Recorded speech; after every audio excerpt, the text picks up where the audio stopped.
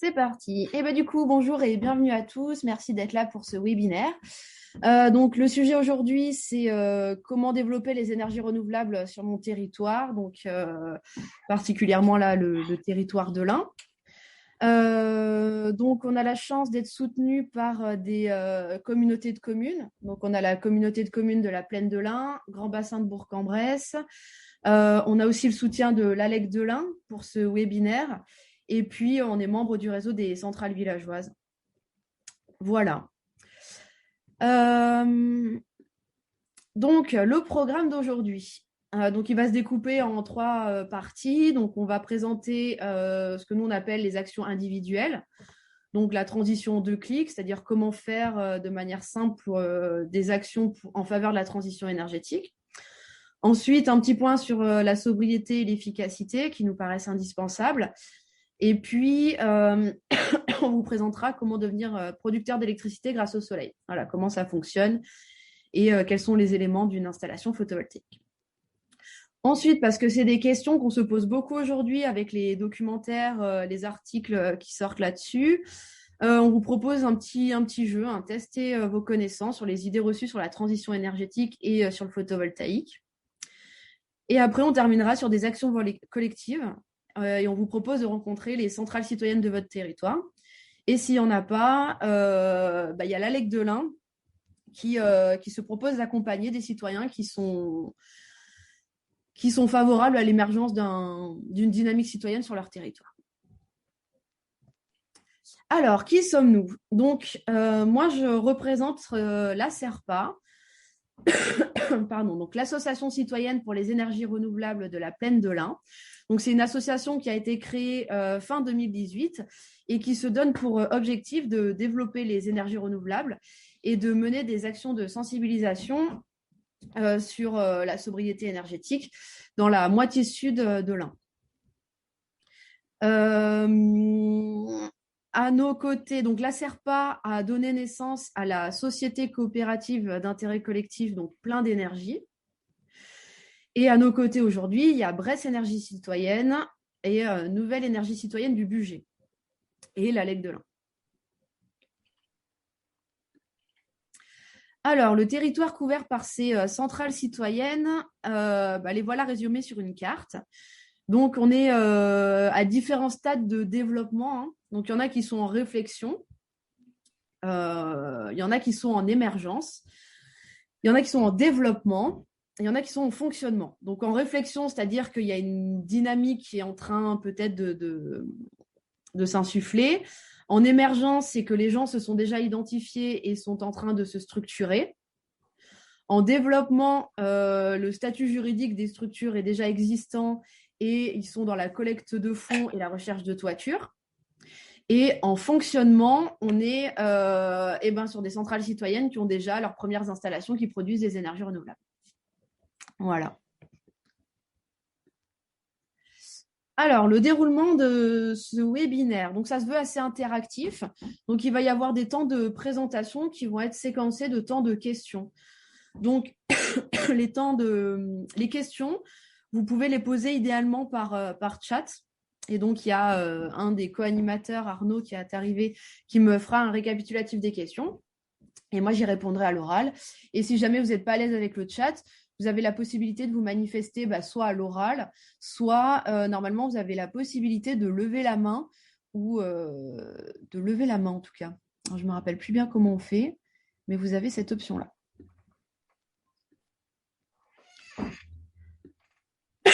Alors, c'est parti. Du coup, on va commencer un peu par les actions individuelles.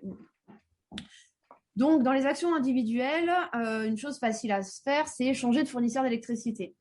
Donc, aujourd'hui, c'est possible. On peut changer de fournisseur en 2 clics. Donc, comment trouver une offre verte? Vous pouvez vous appuyer sur le médiateur national de l'énergie. Voilà, donc la loi, il me semble que c'est la loi Hamon aujourd'hui qui permet sans contrainte de pouvoir changer de fournisseur. Et c'est votre nouveau fournisseur d'électricité qui va s'occuper même de toutes les démarches. Alors, pourquoi changer de fournisseur d'électricité? Parce qu'en fait, historiquement, c'était EDF qui fournissait l'électricité à l'échelle nationale, mais ça a changé. Et tout le monde n'en est pas conscient, ou en tout cas, n'a pas considéré en tout cas un changement. Donc, pourquoi changer? Parce qu'en fait, aujourd'hui, il existe plusieurs offres. Il y a des offres qu'on appelle d'électricité verte. Donc, ça, c'est tout simplement des offres de l'électricité qui est produite à partir de ressources renouvelables. Et puis, il y a l'électricité dite grise, qui, elle, est produite à partir d'énergie fossile. Donc, il y a Greenpeace qui a proposé un comparateur d'offres vertes. Voilà, donc il a fait un classement des fournisseurs d'énergie qui étaient vraiment verts et ceux qui étaient vraiment mauvais. Alors, je vous laisse le temps de regarder, peut-être que ça va vous parler, peut-être que vous allez voir votre fournisseur d'énergie dedans. Donc, on n'est pas là pour juger, hein, on est juste là pour vous dire, voilà un petit peu comment ça fonctionne. On va vous l'expliquer juste après.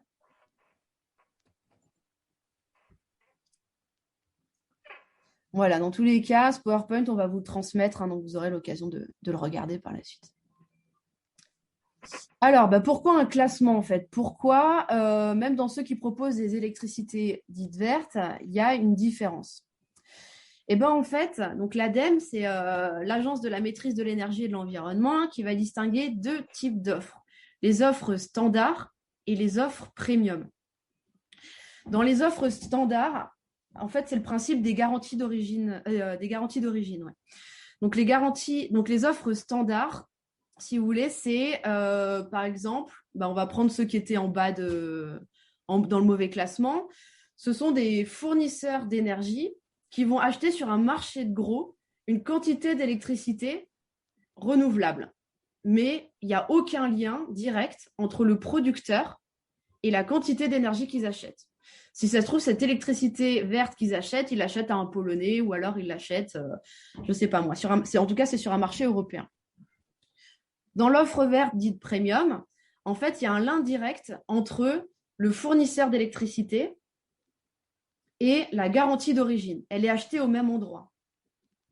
Donc, il y a une traçabilité de l'électricité qui arrive jusque chez vous. Enfin, en tout cas, que vous achetez. Voilà, c'est pour ça qu'en fait, ils ont fait ce classement. Voilà, j'espère que c'est clair. Ensuite, on voulait vous proposer une autre action qui était possible de faire à l'échelle individuelle et qui peut se passer assez vite. On ne rentre pas trop dans le détail parce qu'on n'est pas des spécialistes bancaires. Mais voilà, de la même manière, il y a Oxfam qui a fait une classification des banques françaises en critères de changement climatique. C'est-à-dire que là, si vous avez de l'épargne, cette épargne, elle dort sur votre compte en banque et en fait, elle ne dort pas vraiment. Hein. Elle est à réinvestir. Et certaines banques vont réinvestir dans des projets en lien avec le charbon, en lien avec le pétrole, et d'autres s'engagent vraiment à ne pas faire ça. Et vous avez le rapport, donc c'est pareil, hein, ce lien-là, on vous le transmettra par mail. Et vous avez du coup la possibilité, de la même manière, de choisir une banque qui correspond à vos valeurs. Sinon, de manière plus simple et plus traçable, vous avez la possibilité d'investir dans une centrale citoyenne. Voilà, donc là, vous avez la garantie que votre argent part dans un produit d'énergie renouvelable. Vous avez une transparence des comptes et vous avez une traçabilité de ce que fait votre argent.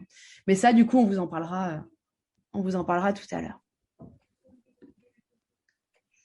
Alors, est-ce qu'à ce stade, vous avez des questions?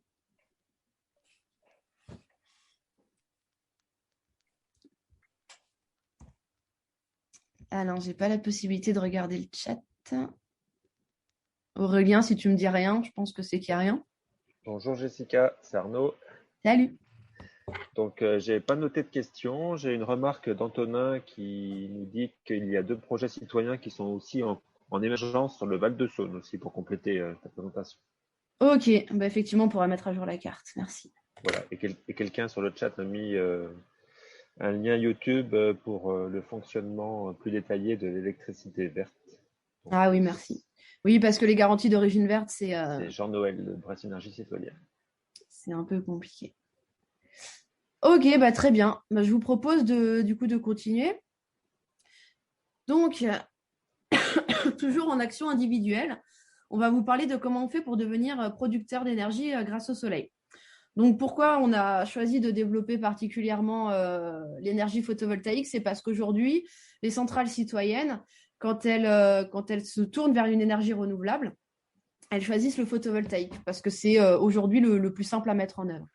Voilà. Et en tant que particulier, voilà, il y a d'autres solutions hein, pour utiliser des énergies renouvelables, mais une des solutions, c'est aussi d'équiper ses toits de panneaux photovoltaïques. Donc, ce qu'on tenait à vous dire, c'est qu'avant de devenir producteur d'énergie, il y a d'autres choses qui sont importantes. Et pour ça, il y a votre espace info-énergie qui peut vous accompagner. Donc, avant de mettre le message là, c'est qu'avant de mettre des panneaux solaires sur votre toit, ce qui est important, c'est d'abord de maîtriser ses consommations, d'isoler son logement, d'avoir des systèmes de production de chauffage et de ventilation performants, et ensuite de développer les énergies renouvelables, enfin la production d'électricité renouvelable. Voilà. Et donc, pour toutes ces questions-là, l'espace info-énergie, c'est un service gratuit, neutre et indépendant qui peut vous accompagner. Donc, pourquoi est-ce qu'on insiste là-dessus? Parce que pour nous, les énergies renouvelables, elles ne pourront pas se passer de sobriété. Donc là, je ne sais pas si vous connaissez, c'est le triptyque négawatt, hein, qui est vraiment bien. Et qui dit quoi? Qui dit qu'en fait, avant d'attaquer les énergies renouvelables, il faut déjà être sobre en énergie, c'est-à-dire prioriser ses besoins dans les usages individuels. Donc là, il y a des exemples, hein, c'est éteindre les vitrines, les bureaux. Donc il y a effectivement des actions qui se font à l'échelle individuelle, mais aussi à l'échelle collective. Ensuite, on est sur l'aspect aussi efficacité. Donc, l'efficacité, c'est quoi? C'est réduire la quantité d'énergie nécessaire à la satisfaction d'un même besoin. Donc moi, je prends un exemple qui est assez flagrant, mais que tout le monde connaît maintenant, mais c'est les ampoules. Donc les ampoules LED, elles sont arrivées sur le marché, mais c'est vrai qu'avant, on utilisait des ampoules à incandescence. Et du coup, pour le même besoin, une ampoule à incandescence, elle consommait à peu près 40 watts et une ampoule LED, ça va consommer 5 watts. Donc voilà, pour le même besoin, on a réduit drastiquement la quantité d'énergie nécessaire. Donc ça, on peut le faire sur plein de choses. Et c'est là que quand on isole nos bâtiments, on est plus performant. Quand on met une nouvelle chaudière, on est plus performant. Et voilà, sur nos appareils électriques, les véhicules, voilà, il y a plein d'exemples qui peuvent s'appliquer à l'efficacité. Et ensuite, on développe les énergies renouvelables. Pourquoi ensuite? Parce qu'en fait, les énergies renouvelables ne pourront pas satisfaire nos besoins si on est gourmand en énergie. Voilà. Et ça s'amorce effectivement comme une transition. Alors, produire de l'énergie avec le soleil. Donc, ce dont on va parler aujourd'hui, ce n'est pas du solaire thermique, parce qu'avec le soleil, on peut faire deux types d'énergie. On peut utiliser la chaleur du soleil, donc pour faire de l'eau chaude sanitaire ou du chauffage. Et bon, on peut aussi faire de l'électricité grâce au solaire photovoltaïque. Donc nous, aujourd'hui, il va être question du solaire photovoltaïque. Si vous posiez des questions sur le solaire thermique, l'espace info-énergie, on vous répondra à vos questions. Alors, les éléments qui composent une installation. Qu'est-ce qu'il y a? Donc, il y a le panneau solaire avec son support. Donc, l'unité qu'on va utiliser pour les panneaux solaires, c'est ce qu'on appelle le watt-crête. D'accord? Donc, le watt-crête, c'est la capacité d'un panneau à produire dans des conditions standards d'utilisation. Donc, on peut dire que c'est quasiment sa puissance maximum. Le rendement, lui, diminue très faiblement, hein, donc de 0,5% par an, c'est-à-dire que voilà, en 20 ans ou en 30 ans, le panneau, il continue de produire de l'électricité. Nous, je vous donne un exemple, j'ai un collègue, là, on a fêté les 20 ans d'installation de son panneau photovoltaïque et il produit encore plus de 70%. Voilà, et donc là, on parle d'une technologie qu'il a mise en place il y a 20 ans et on ne parle pas des technologies actuelles qui durent, à mon avis, bien plus de 30 ans. Alors, dans un panneau solaire, qu'est-ce qu'il y a? Donc, je vais prendre du haut vers le bas. Donc, ça commence par du verre trempé. Donc, voilà, pour résister à la grêle et pour protéger la cellule. Pour coller ce panneau, on va mettre en fait un espèce de plastique souple isolant. Ensuite, il va y avoir la cellule photovoltaïque, donc, qui est composée de silicium. Ensuite, on va remettre cette feuille plastique Et puis après, on va mettre un cache en bas, une feuille rigide, du plastique, ou parfois rien même. Voilà. Donc voilà ce qu'il y a dans une cellule photovoltaïque. Et donc dans les cellules solaires, hein, c'est du silicium, donc c'est du sable, c'est un sable un peu particulier. Et ben voilà, donc là vous avez juste à côté le détail d'une cellule photovoltaïque. Donc vous avez en bleu ici là, et ben le silicium. Au-dessus, en gris, en fait, c'est les éléments conducteurs qui vont permettre de capter l'électricité qui a été produite. Et puis, du phosphore du fusée, ben, ça c'est pour doper, donc pour polariser la cellule. Et puis, voilà, un métal conducteur pour conduire l'électricité de manière à créer un courant. Voilà. Donc là, on voit bien que ce sont des éléments très simples. Il n'y a pas de terre rare. Alors, donc ensuite, une fois qu'on a nos panneaux qui produisent de l'électricité, donc ils produisent de l'électricité en continu, et pour pouvoir l'injecter sur le réseau, on va avoir besoin d'un onduleur. Donc l'onduleur, son rôle, il en a plusieurs, mais ça va être entre autres de convertir le courant continu en courant alternatif. Il a aussi pour rôle d'optimiser la production photovoltaïque en optimisant la puissance et l'intensité, en trouvant le meilleur couple de la série de panneaux sur lequel il est branché pour optimiser la puissance. Voilà. Donc là, l'unité, c'est pas très important, mais c'est le kilovolt-ampère. Donc là, il y a marqué durée de vie 10 ans, mais c'est pas vrai, hein, ça peut durer beaucoup plus longtemps. Ils sont garantis 10 ans et ils vivent bien au-delà. Ensuite, il va y avoir les compteurs de consommation. Donc, on va en avoir un ou deux, ça dépend du modèle économique. Par contre, la particularité, si ce n'est pas déjà le cas chez vous, c'est que si vous mettez une installation photovoltaïque, il va falloir passer au Linky. Ensuite, on est raccordé au réseau électrique, voilà, pour injecter le surplus et pour s'approvisionner en électricité, hein, pour le reste qui n'est pas produit par les panneaux ou la nuit. Et puis, il va y avoir les appareils électriques qui vont consommer une partie de la production. Pour répondre là directement à une autre idée reçue que les gens ont parfois, s'il n'y a plus d'électricité dans le réseau, s'il y a une coupure générale d'électricité, l'installation photovoltaïque, elle ne peut pas fonctionner en autonomie. Parce qu'il faut un onduleur, ou alors il faut un onduleur particulier. C'est les onduleurs qu'on appelle en site isolé. Mais avec un onduleur classique, en fait, lui, il est connecté au réseau parce qu'il a besoin de connaître la fréquence du réseau pour convertir l'électricité produite et l'injecter sans créer de dommages. Donc aujourd'hui, avec les installations classiques, vous n'êtes pas autonome en fait.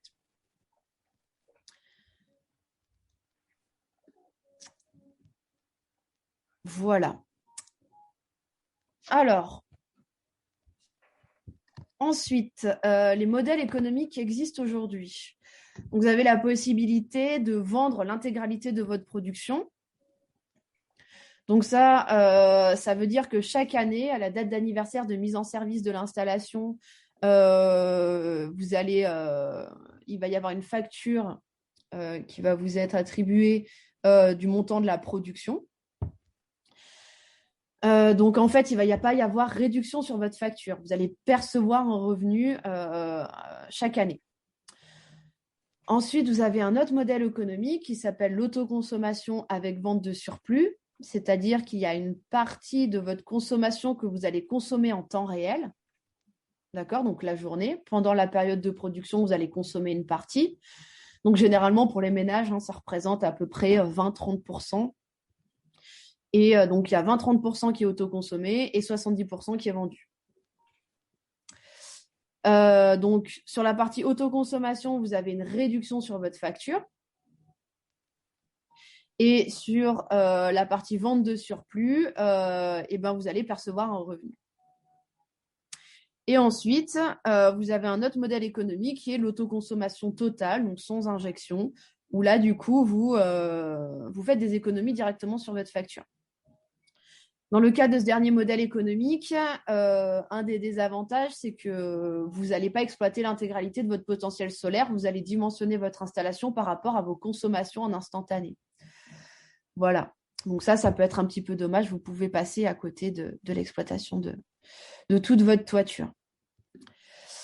Voilà. Quoi qu'il en soit, il faut savoir que les électrons, ils vont au plus proche de la consommation. D'accord? Donc, vous allez consommer les électrons solaires que vous produisez.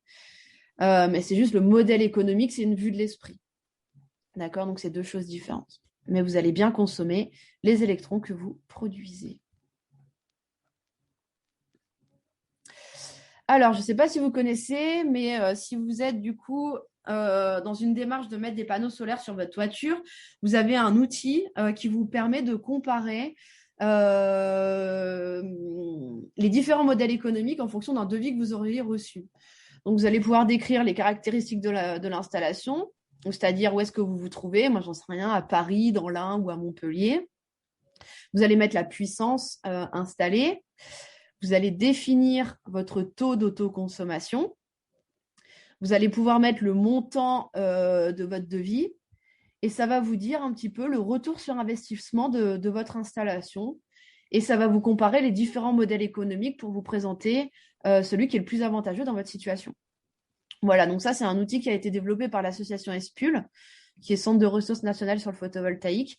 Et donc, c'est un outil point info, hein, donc il n'y a aucune vocation commerciale et qui ne vous demande jamais vos données personnelles. Donc ça, c'est vraiment un outil pour agir en autonomie et pour pouvoir prendre des bonnes décisions. Mais vous voyez, là, dans l'exemple que j'ai mis, les espaces info-énergie s'en servent. Donc, vous pouvez aussi faire appel à l'espace info-énergie pour vous accompagner dans le choix des devis. Donc là, je vous ai mis un exemple assez type d'une installation photovoltaïque. Donc, j'ai pris l'exemple d'une orientation plein sud avec une inclinaison de 30 degrés, une surface de toit de 17 mètres carrés. Donc ça représente une petite installation de 3 kW crête. Hein. C'est des installations bien standards pour des particuliers. Les prix qu'on observe sur le marché aujourd'hui, c'est aux alentours de 8 000 €. Et grâce au tarif d'achat, on observe un retour sur investissement de 13 ans. Donc, de manière générale, hein, les installations photovoltaïques, elles ont un retour sur investissement entre, on va dire, 13 et moins de 20 ans. Ça, c'est l'objectif du tarif d'achat. Donc, le tarif d'achat, c'est le tarif auquel vous allez vendre votre électricité. Donc, juste à droite, là, vous avez un tableau avec plusieurs chiffres. Donc, c'est ici du logiciel que je vous ai présenté tout à l'heure et qui vous montre, du coup, les résultats économiques sur 20 ans. Et il y a, du coup, dessus la déduction de l'investissement. Donc là, pour l'installation dont on est en train de parler, la vente en totalité s'avère être le modèle économique le plus rentable, avec sur 20 ans un gain de 4 500 € environ. L'autoconsommation totale n'est absolument pas rentable. Et l'autoconsommation partielle avec vente de surplus vous rapporte 1 620 €. Et donc là, je suis partie avec une hypothèse d'autoconsommation de 30%. Voilà. Alors, je sais que c'est des notions avec lesquelles je suis un peu familière. Du coup, des fois, je peux aller vite pour certaines personnes. Donc, est-ce que vous avez des questions ?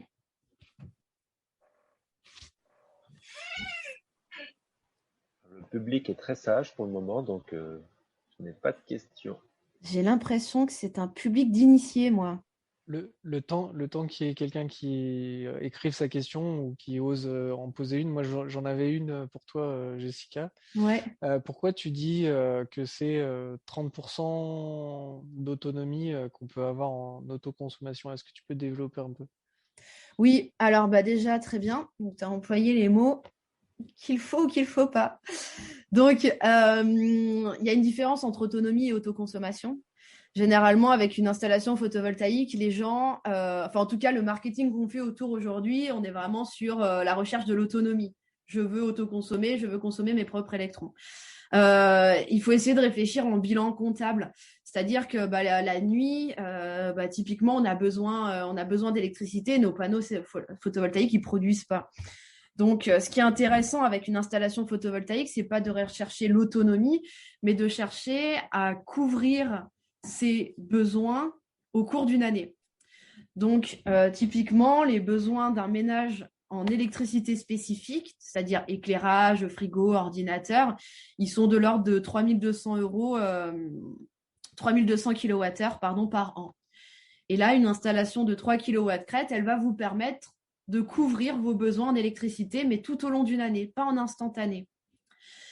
Et donc, du coup, ta question d'autoconsommation, pourquoi elle est de 30%? Parce qu'en fait, on va consommer un peu le soir, très peu le midi et un peu le matin. Un peu le matin, un peu le midi et beaucoup le soir. Et donc, beaucoup le soir, c'est pas là où on est en train de produire de l'électricité. Et donc, du coup, c'est difficile d'avoir un taux d'autoconsommation important, à moins d'avoir un sauna, un spa, 4 congélateurs, voilà. Ce qui n'est pas souhaitable, bien évidemment. Donc voilà, il faut vraiment garder en tête qu'une installation photovoltaïque ne vous rendra pas autonome, c'est-à-dire indépendant du réseau, et qu'il vaut mieux du coup essayer de produire à l'année ce que vous consommez à l'année. Voilà, plutôt penser en bilan comptable. Alors, j'ai la question que tout le monde attendait. Qu'en est-il de la recyclabilité des panneaux solaires? Alors, est-ce que je réponds maintenant ou est-ce qu'on attend le quiz? Je réponds maintenant quand même. Ça se recycle, hein, ça se recycle très bien, ça se recycle à plus de 95%. Donc, ce qu'il faut savoir, c'est qu'il y a une filiale qui s'appelle PV Cycle. Et donc, tous les fabricants de panneaux solaires photovoltaïques ont l'obligation de cotiser à la filière de recyclage. Voilà. Et donc, les panneaux, ça se recycle. Ça se recycle comment? Je vais revenir en fait sur... je vais voir si j'y arrive. Hop, ici. Donc, voilà, ce sont des matériaux qui sont assez simples. Et donc, en fait, la séparation des matériaux se fait majoritairement mécaniquement. C'est-à-dire qu'on va retirer, il n'y est pas là, mais c'est vrai qu'il y a le cadre alu, en fait, qui vient entourer le panneau photovoltaïque. Donc, on va retirer le cadre alu et ensuite, on va tout broyer. Et ensuite, une fois que c'est tout broyé, on est capable de faire du tamisage et de la séparation en fonction des éléments. Il y a certains éléments là qui sont du coup dans la cellule photovoltaïque où on va faire chauffer à haute température pour pouvoir séparer les éléments. Voilà. Et donc aujourd'hui, la filière photovoltaïque, elle recycle à plus de 95%. Et on a d'ailleurs en France, il me semble que c'est Veolia qui s'en occupe du côté de Marseille.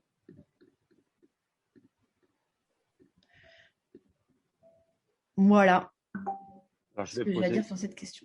Merci Jessica. Je vais poser une question du coup. Est-ce qu'on connaît en France, au niveau des particuliers, la proportion de personnes qui font de la vente en surplus, enfin de la vente totale ou de l'autoconsommation avec vente au surplus? Qu'est-ce qui est le plus pratiqué actuellement?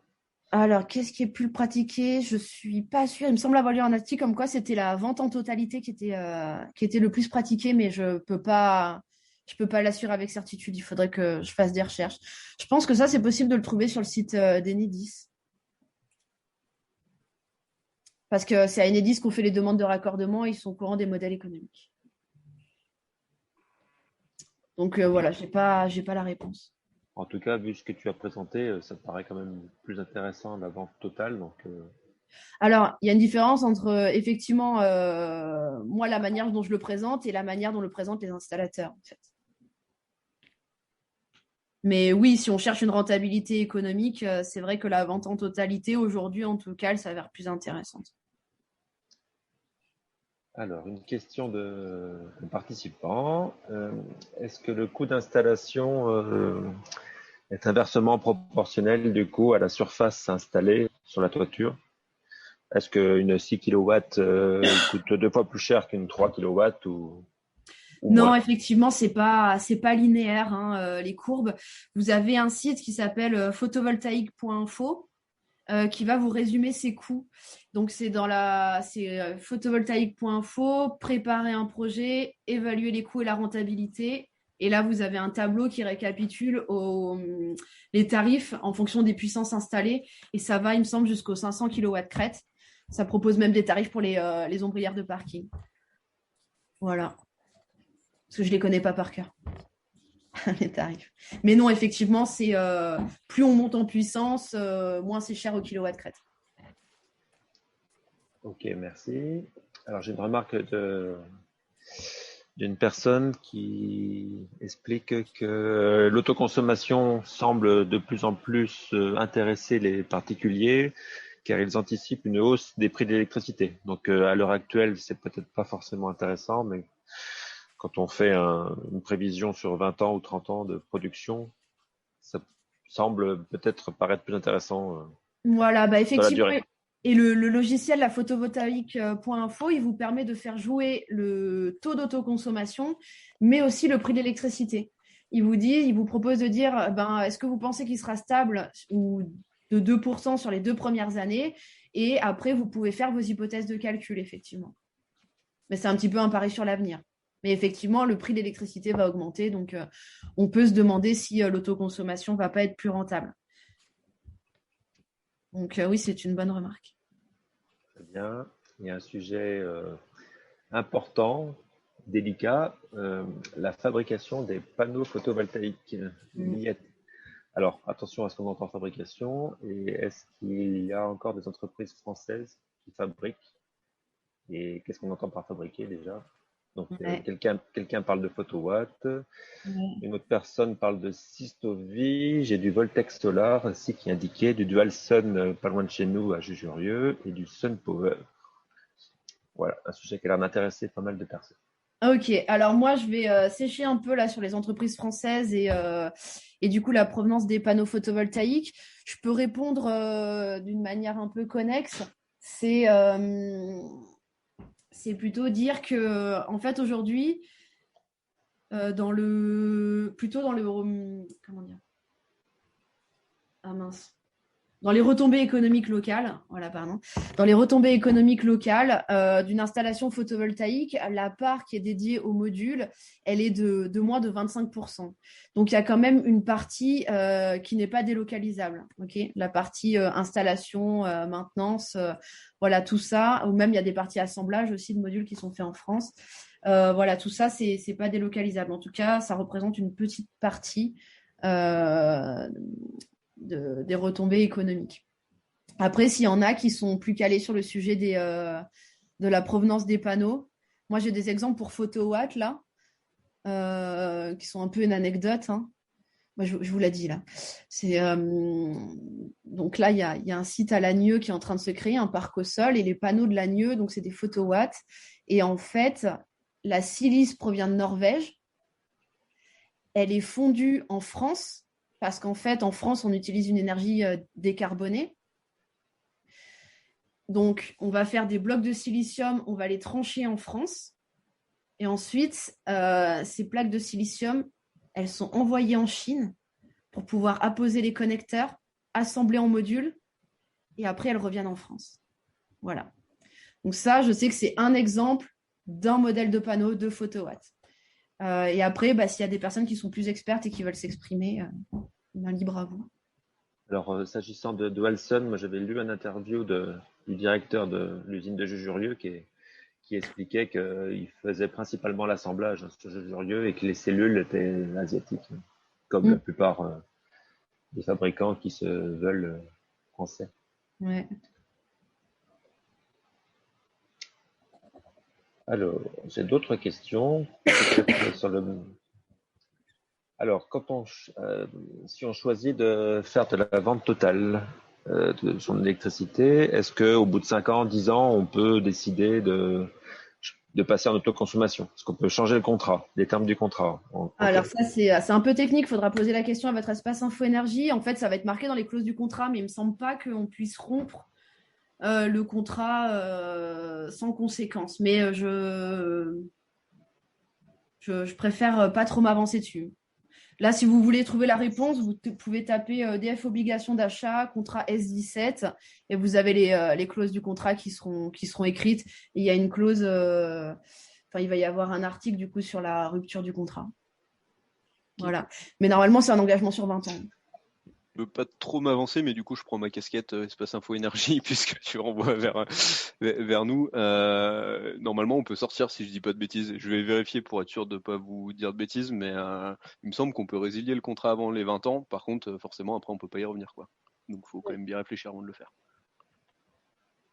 Oui, c'est ce que je voulais rajouter aussi. Du coup, si vous revenez sur un autre, enfin, si vous avez re-signé un autre contrat, bah, du coup, vous utilisez les tarifs de rachat de la nouvelle période, sachant que tous les trimestres, les prix de rachat sont réévalués. Et donc, il y a une grosse différence entre les contrats qui ont été signés ne serait-ce qu'il y a 3 ans ou il y a 5 ou 7 ans. Les prix de rachat ont fondu très, très vite. Et aujourd'hui, chaque trimestre, vous avez un prix de rachat différent. Donc, il faut juste faire attention à ça. C'est que si vous sortez d'un contrat et que vous devez en signer un, le prix de rachat peut être beaucoup plus bas. Mais effectivement, je crois qu'il a raison, Antonin. Je suis pas sûre qu'on puisse resouscrire à un tarif d'achat une fois qu'on en a arrêté un. Je suis même pas sûr qu'on puisse. Ouais, c'est même pas. Je crois qu'il y a une histoire comme ça. Je crois qu'il y a même pas que la baisse de tarif. Je crois on peut pas le faire, ou alors il faut redemander une demande refaire une demande de raccordement complète, quoi. Oui, c'est ça. Il faut refaire une demande. Ouais. Ouais. C'est ce que j'avais lu aussi. Mais donc, C'est compliqué en plus. Oui, parce que là, pour avoir le C'est pas tarif super d'achat, intéressant, quoi. c'est artisan RGE, c'est nouvelle installation facturée, donc en fait, tu peux pas trop, quoi. Donc le seul moyen, c'est de passer en autoconsommation totale. Ou alors de vendre son électricité au tarif non réglementé, qui est de l'ordre de 6 centimes aujourd'hui. Un autre acheteur que DF Obligation d'achat.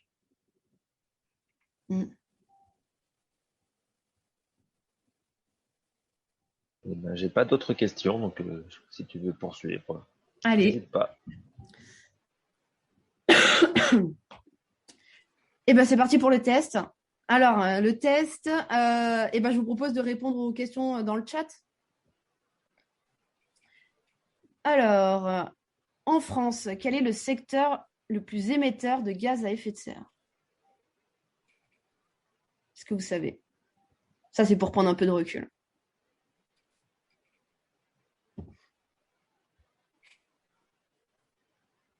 Non, je regarde le chat.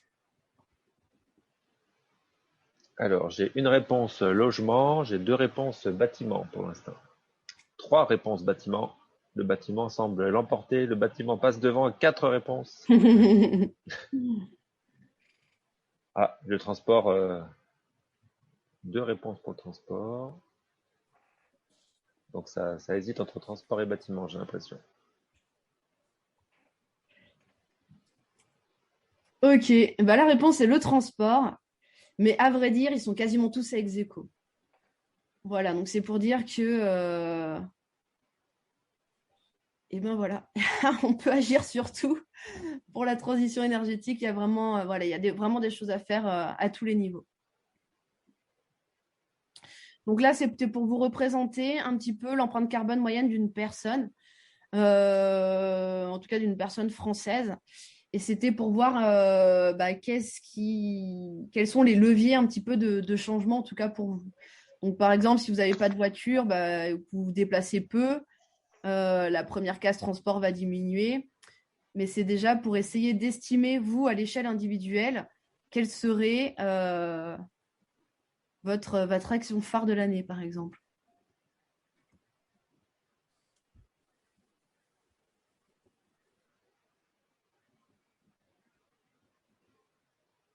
Il y a effectivement toute une part qui est liée à la collectivité, hein. Tous les services qui nous sont alloués en tant que citoyens. Voilà.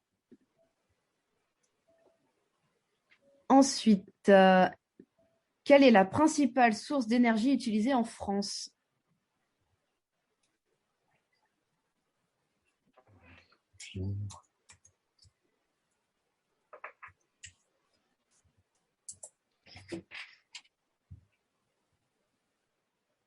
Alors, j'ai 4 pétroles et 3 nucléaires, 5 pétroles, 3 nucléaires, 6 pétroles. Ça hésite entre pétrole et nucléaire, mais pétrole a une légère tête d'avance. Eh bien, effectivement, c'est le pétrole. Du coup, je vous propose un petit graphe. Donc ça, c'est pour faire aussi la distinction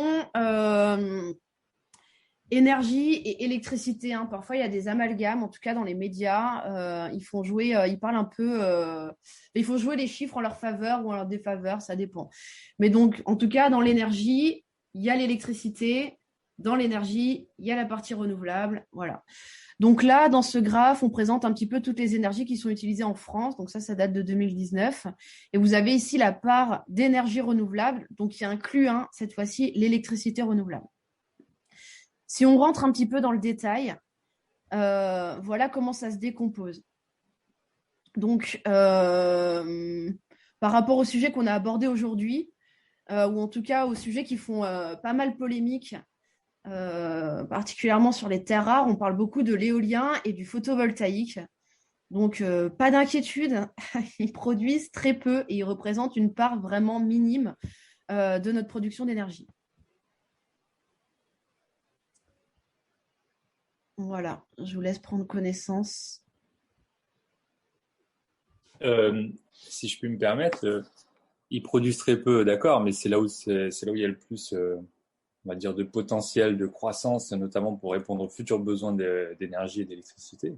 Mm-hmm. Donc l'inquiétude, on va dire, elle n'est pas répondue par le fait qu'ils produisent peu, mais elle est plutôt répondue par le fait que il existe toutes sortes de technologies alternatives qui demandent moins de terres rares et qui permettent quand même d'obtenir, via, on va dire, la filière photovoltaïque ou éolien, des quantités on va dire massives d'énergie pour répondre à notre future demande. Bien sûr. Après, on vient juste de voir que du coup, dans le solaire photovoltaïque, il n'y a pas de terres rares. En fait, il y en a dans les couches minces. Et les couches minces, c'est 10% du marché. Donc, c'est vraiment pas les installations qu'on voit tous les jours. Ce sont des technologies qui sont plus chères, qui ont un meilleur rendement, mais qui ne sont pas utilisées. Voilà. Enfin, ça représente 10% du marché. Donc, 90% du marché du photovoltaïque n'a pas de terres rares. Et ensuite, concernant l'éolien, ça va être dans le offshore uniquement. Et donc là, c'est pareil, ça va représenter à peu près 10% des machines. Voilà, parce que ça va être dans les aimants permanents pour la réduction la miniaturisation des moteurs, en fait. Voilà. Donc, effectivement, ça, c'était plus pour appuyer là-dessus, mais la remarque est pertinente. Alors, de toute façon, on va y venir après sur les terres rares. Je ne l'ai pas oublié comme question. Quelle est la part du photovoltaïque dans la production électrique, cette fois-ci française? Est-ce que vous avez une idée d'aujourd'hui? Ah bon, on vient plus ou moins de le voir tout à l'heure. Mais est-ce que vous avez à peu près une idée de ce que ça représente aujourd'hui?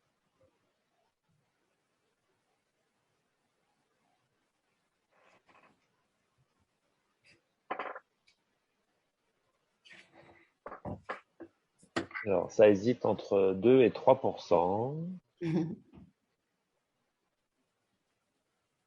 C'est 3%. Enfin, oui, c'est vraiment très partagé entre 2 et 3%. Ouais.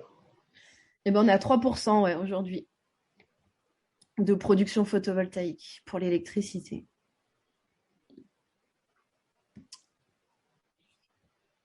Voilà. Allez, on rentre dans le sujet. Bon, on a déjà dit beaucoup. Du coup, à votre avis, est-ce que les éoliennes et les panneaux solaires utilisent des terres rares? Moi, je ne vais peut-être pas vous laisser répondre vu ce qu'on vient de se dire. Donc, la réponse est oui et non, en fait. Donc, effectivement, il y a bien certaines technologies éoliennes et photovoltaïques qui utilisent des terres rares, mais voilà, à chaque fois, pour chacune d'entre elles, c'est à peu près 10% du marché. Ces chiffres-là, je ne les sors pas de n'importe où. Je les ai sourcés et je vous enverrai les liens. Donc, en tout cas, moi, ce que je voulais vous dire là-dessus, c'est qu'il y a un vrai amalgame dans les médias sur le terme terre rare, d'accord? Donc, en fait, souvent, ce qu'on entend par terre rare, c'est matériaux critiques. Et ça, c'est une définition qui est complètement différente.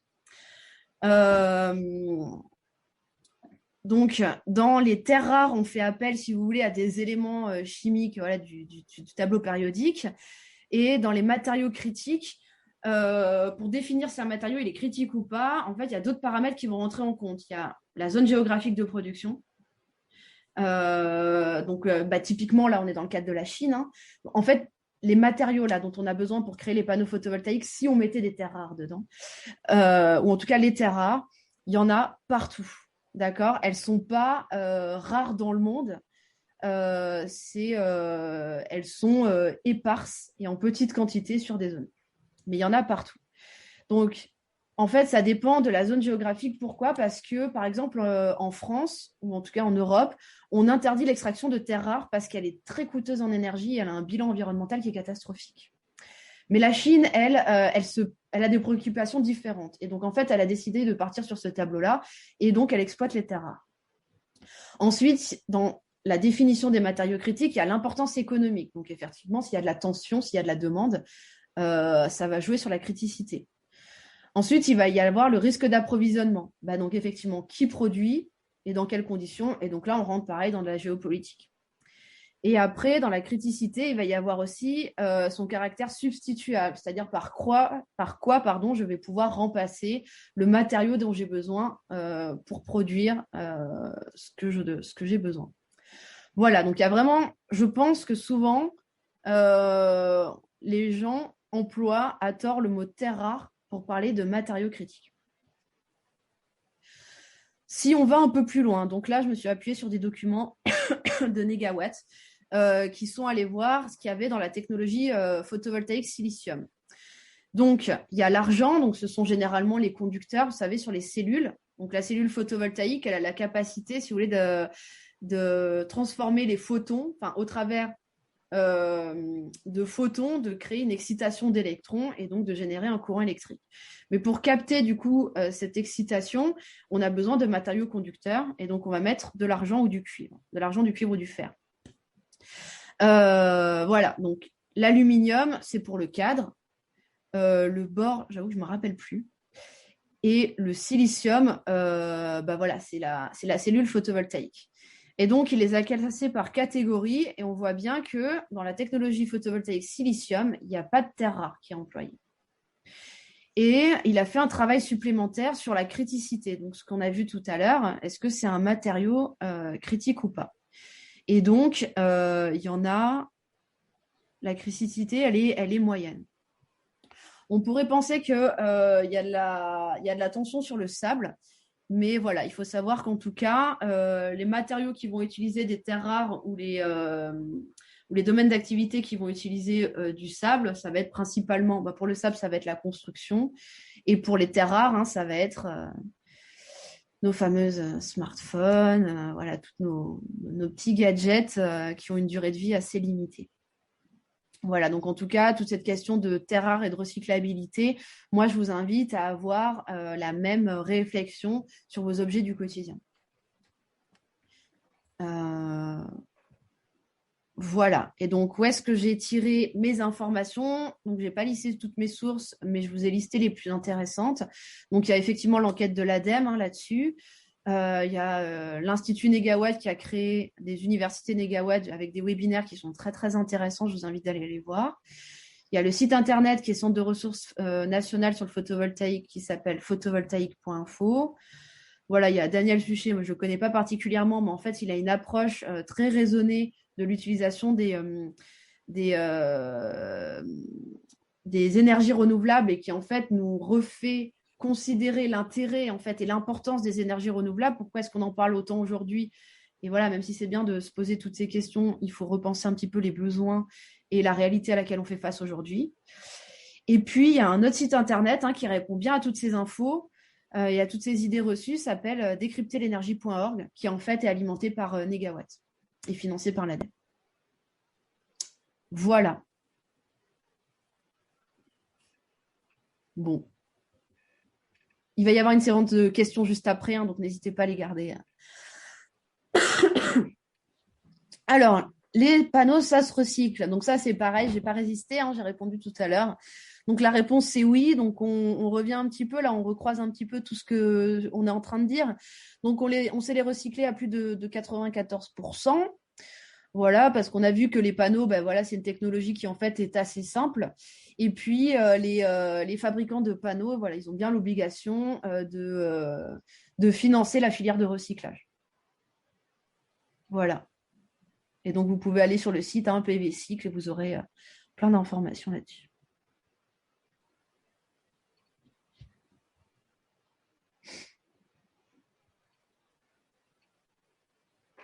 Alors, pardon. Est-ce que les énergies renouvelables, c'est fiable? Ça, c'est quelque chose qu'on entend pas mal aussi.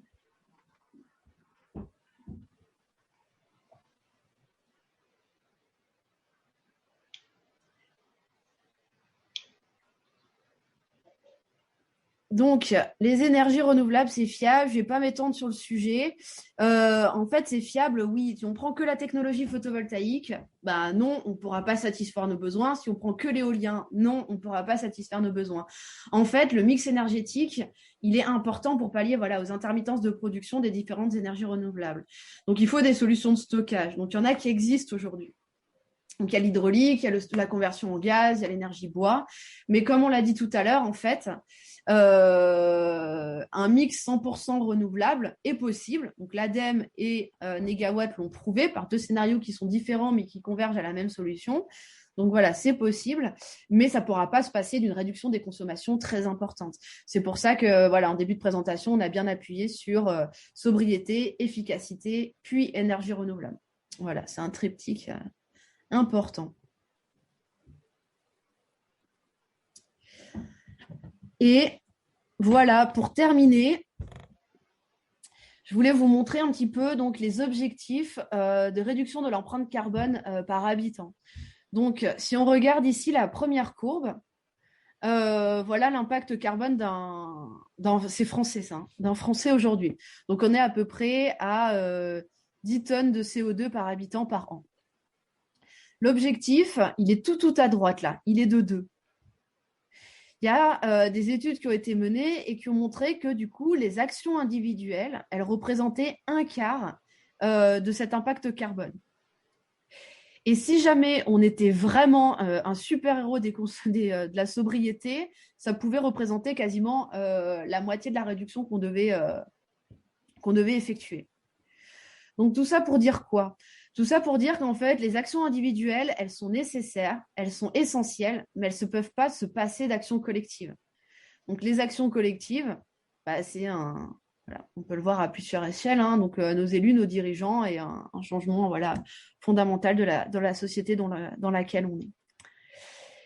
Et donc, c'est pourquoi j'enchaîne avant de vous présenter les questions, mais c'est pour ça que aujourd'hui, on va vous présenter très concrètement une action collective à laquelle vous pouvez participer pour contribuer à la transition énergétique.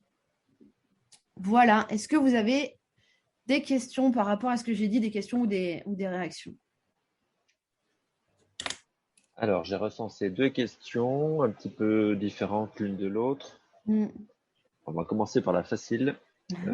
Comment recycle-t-on tous ces panneaux si les lieux de production sont dispersés dans toute la France? Comment ça va fonctionner? Alors, c'est divisé en 2 catégories. En fait, il va y avoir des points de collecte locaux pour les installations de petite taille. C'est-à-dire que du coup, pour les petites tailles, ça va être aux porteurs de projet, enfin aux producteurs, d'amener son panneau au point de collecte. Et pour les installations de grosse taille, il y a de la récupération. En fait, ils viennent collecter directement sur site. Et ça, j'ai pas les tailles en tête, hein, mais sur PV Cycle, c'est marqué. Alors, c'est vrai que remarque pertinente, en fait, la question était un peu plus compliquée que ça. Ah. Donc, on va récupérer le silicium des panneaux. Est-ce que le silicium va refaire tout le chemin inverse, repartir en Chine pour être refondu, refaire des cellules et revenir en Europe? Voilà, c'est un peu plus compliqué. Ouais, non, Je saurais pas, je saurais pas répondre. Mais effectivement, le silicium, en tout cas, il est recyclé, hein, il est réutilisé soit dans d'autres technologies, soit dans la technologie photovoltaïque. Bah, je saurais pas répondre précisément, hein. Si je reprends l'exemple moi, je voudrais vous préciser un point. Le silicium, c'est un tout petit pourcentage d'un panneau photovoltaïque. Oui. L'essentiel, comme on l'a vu sur ton schéma, Jessica, Ouais. c'est du verre. Comme on recycle les bouteilles, on peut recycler pour une nouvelle vie en refaisant des panneaux ou en refaisant des bouteilles. Ça approche de l'apéro, c'est pour ça que je vous parle des bouteilles. C'est vrai qu'on peut considérer aussi le recyclage. Il y a des graphes, hein, qui présentent le poids des panneaux, effectivement, et la quantité que ça représente. Si je peux ajouter aussi, aujourd'hui, on a ouvert une centrale de recyclage justement à côté de Aix-en-Provence, Marseille. Et finalement, ils récupèrent les panneaux, les broient, ils les diffèrent en différents matériaux de base. Ensuite, ces matériaux de base sont revendus sur le marché à un certain prix. Et l'utilisation ne va absolument pas forcément à d'autres nouveaux panneaux photovoltaïques. Elle peut être, les matériaux sont utilisés peut-être dans l'automobile ou dans autre chose. Et voilà, c'est tout. Et ça ne retourne certainement pas jusqu'en Chine. Donc, il n'y a pas de retour à travers le monde. Ben, en tout cas, donc c'est vrai, hein, moi je sais pas ce qu'il en est là, de ce qui se passe une fois que PV Cycle a assuré sa collecte et sa séparation des matériaux. Mais en tout cas, là, vous pourrez lire des articles, hein, de PV Cycle qui cherchent à se renommer et à avoir une filière à plus haute valeur ajoutée. C'est-à-dire qu'ils voudraient avoir les matériaux, au lieu de ne pas savoir à quoi ils vont servir, ou alors généralement ils vont être enfouis, c'est possible qu'ils soient enfouis en fait, et ben ils vont essayer de les séparer avec un plus grand niveau de pureté pour pouvoir après les revaloriser dans des filières dont il va y avoir une garantie de réutilisation dans l'électronique ou dans d'autres procédés. Est-ce qu'on peut se dire que l'essentiel des panneaux en France sont sur les toits actuellement? La durée de vie étant, comme tu l'as dit, jusqu'à 40 ans, ce n'est pas des technologies très, très anciennes. Et donc, la question du recyclage en termes de volume, hein, en termes de faisabilité, tu as tout à fait raison sur ce que tu dis, mais en termes de volume, c'est peanuts parce qu'on n'en est pas à recycler les panneaux, on les utilise. Effectivement, là, les panneaux qui arrivent en filière de recyclage, c'est des panneaux cassés, en fait. C'est des panneaux qui ont subi la grêle, des incendies, des accidents. Et aujourd'hui, ce n'est pas des panneaux qui sont en fin de vie. Ouais. Alors, j'ai une autre question sur alors le développement des énergies renouvelables va nécessiter une quantité croissante, très très croissante de cuivre. Donc, qu'en est-il de la ressource en cuivre? Est-ce qu'on a des chiffres? Est-ce que ça va être limitant? Est-ce que c'est pas un problème? Voilà. Alors, je pense que... Alors, je n'ai pas la réponse chiffrée. Je pense juste qu'effectivement, il faut reprioriser un petit peu les besoins pour cette transition énergétique. Et aujourd'hui, l'utilisation du cuivre, à mon avis, elle est pas majoritairement pour les énergies renouvelables. Elle est pour d'autres utilisations, on va dire, peut-être moins nécessaires. Et que peut-être qu'avant de considérer la tension que pourrait créer... Enfin, est-ce que la tension, elle vient vraiment des énergies renouvelables? Voilà, moi, c'est la question que je me pose. Donc, soit quelqu'un là dans l'assistance veut répondre, soit sinon, je pense que l'Institut Négawatt a dû faire un webinaire là-dessus. Alors, en ce qui concerne le photovoltaïque, il ne mettra jamais une tension sur le cuivre dans le sens où tout le câblage qui peut être nécessaire pour transporter l'électricité au sein d'une centrale et sur le réseau peut être fait en aluminium plutôt qu'en cuivre. D'ailleurs, c'est déjà actuellement le cas régulièrement. Et c'est juste une histoire de coût économique et en termes de pression sur le matériau pour un développement, on va dire, mondial, il n'y en a pas sur l'aluminium. C'est juste une histoire de coût à peine plus élevé ou du même ordre. Mais du coup, il n'y a pas de problème à ce que au moins le photovoltaïque se développe massivement. Après, le cuivre, peut-être qu'il peut y avoir une micro-pression sur des moteurs ou des applications très particulières, mais en fait, à ce niveau-là, il n'y a pas de pression. Enfin, je pense pas. Ça sera juste un jeu économique, un équilibre offre-demande, marché. Il y aura toujours suffisamment de cuivre et d'aluminium pour répondre à la demande des humains. Est-ce qu'il y a encore des questions? Sinon, je vous propose du coup de passer à des solutions concrètes et collectives.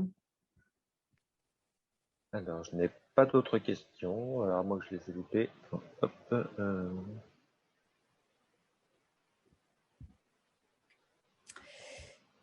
Non, c'est bon.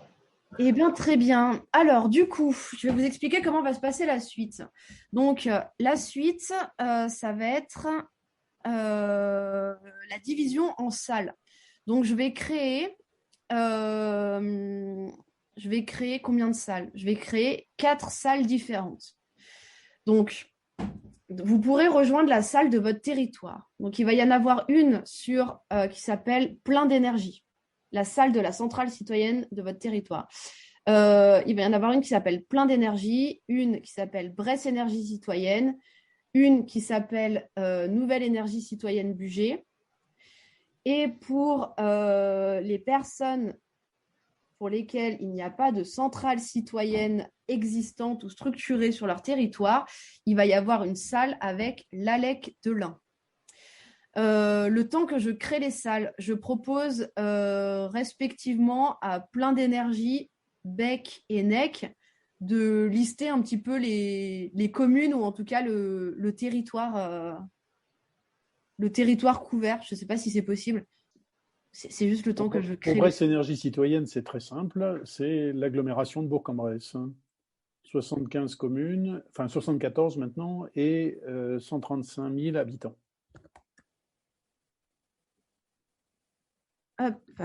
Pour Plein d'énergie, c'est un peu moins simple, mais on va y arriver quand même.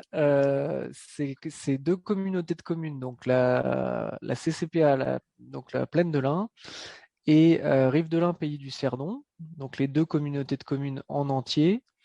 Et au milieu de ces 2 communautés de communes, il y a 5 petites communes que je pourrais vous lister. Chalamont, alors je ne sais pas si j'ai les 5 en tête, mais Chalamont, non, j'ai pas les 5 en tête, mais les 5 qui sont entre les deux, et voilà. Avec ça, on a 67 communes et une population à peu près équivalente à ce à Bresse Énergie Citoyenne. Hop, et ben c'est parti, j'ouvre les salles, je vous invite à aller rejoindre la salle en question. Et pour NEC, oui, pardon. Ouais. Oui, merci Jessica. T'es un peu trop rapide et Jessica, elle est à fond. Et pour NEC, nous, on est sur un territoire et demi, on va dire. Il y a le territoire de la communauté de communes de Bugey Sud, donc, qui s'étend autour de Belay. Donc, il y a 43 communes qui font partie de cette communauté de communes. Et puis, il y a le plateau de Hauteville, donc la nouvelle commune du plateau de Hauteville, qui est l'ancienne Comcom du plateau de Hauteville. Donc voilà pour notre territoire. Et donc, il représente là une vingtaine de communes qui sont sur ce secteur. Voilà pour notre territoire.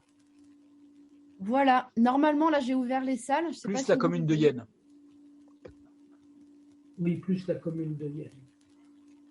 Eh bien, écoutez, si vous avez un doute, en tout cas, vous pouvez nous parler par le chat. Voilà. Et là, je vous laisse rejoindre la salle qui vous correspond.